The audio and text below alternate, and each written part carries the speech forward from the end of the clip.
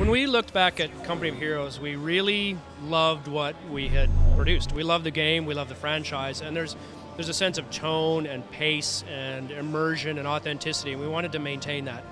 And so part of what we wanted to do in Company Heroes 2 was create more authenticity and more realism for the player and more tactical gameplay. Sort of get the kind of things that we were known for, this tactical RTS, and really build upon that.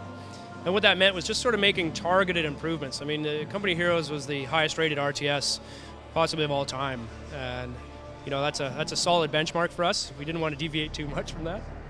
The new Essence Engine 3 really gives us a lot of flexibility, a lot of power in how we introduce new features into the game. We've got much more graphical fidelity, so the sort of immersion into the game, what we call the presentation layer, is much more, I think it's much more beautiful, I think, than the original. It surpasses the original both in fidelity and performance.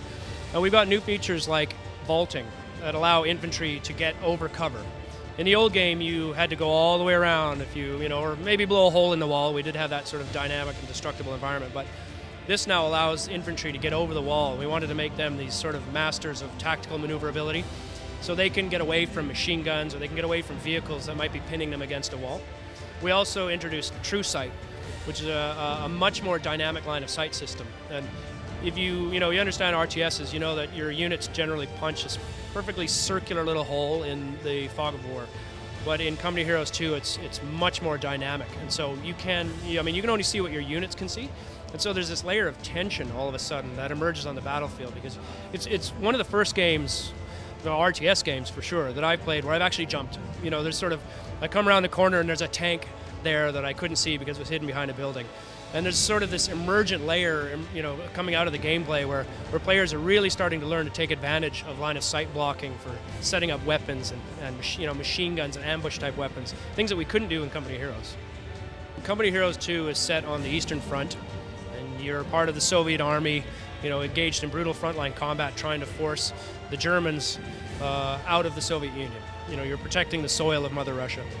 And we look back at World War II and we think about the sort of D-Day landings and the fight in Western Europe, and not to belittle it, because it was a very important event, but the vast majority of the war happened further east. The Germans lost 80% of their combat casualties on the Eastern Front, and so there's this huge epic environment of the largest battles of the 20th century were fought on the Eastern Front. I mean, we're talking battles engaged millions and millions of soldiers, and so it's something that we don't really get to experience as Western developers and as Western game players. We've got no idea of what the Eastern Front was like, and we want to be able to bring just a little bit of that to the player. The Russians like to talk about general snow. We showed the snow in this demo, and how the snow encumbers infantry units and makes them slow down. It actually forces them to take paths, like the roads and things like that, to make them move more quickly.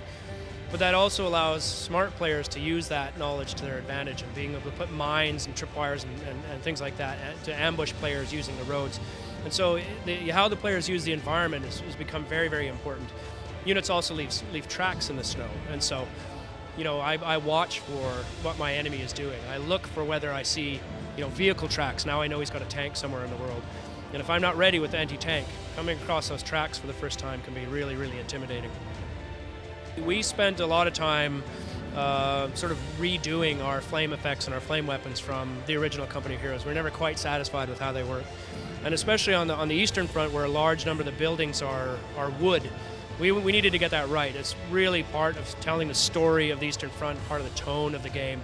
And so the way it looks, the way it sounds, the damage it causes to buildings, the fact that it'll burn them to the ground, it'll force enemies out of the buildings into my gunfire. It's a really important part of the gameplay. We've also looked at vehicles, for instance, embellishing how vehicles work, making them more imposing, bigger, more intimidating. So we've looked at our physics systems to make them more weighty and how they move around the environment, and they really feel like they weigh 30 tons now. Company Heroes 2 is coming out in 2013 for the PC.